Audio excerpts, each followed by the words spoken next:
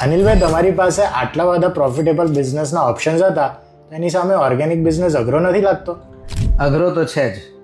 સવારે 7 વાગે તમારા એવા ફોન કોલથી ઊંઘ ઉડે કે મને આજે દૂધ નથી પહોંચ્યું તો અઘરું તો લાગે. જ્યારે શાકભાજી જાતે તોલવું પડે અને લોકોને ડિલિવરી કરવી પડે તો અઘરું તો લાગે. જ્યારે કસ્ટમર એમ કે મને આ વસ્તુ ટાઈમલી કેમ ન પહોંચી, અઘરું લાગે. લોકો જ્યારે વિશ્વાસ ન કરે કે આ ઓર્ગેનિક છે કે નહીં, અઘરું તો લાગે. પણ એ બધાની સામે જ્યારે એ જ કસ્ટમર્સ એમ કે તમારું દૂધ ખૂબ સરસ છે, ખૂબ મજા આવે. એ જ કસ્ટમર એમ કે તમે જે કામ કરો છો એ ખૂબ સારું છે, બંધ ના કરતા, ત્યારે ખૂબ મજા આવે.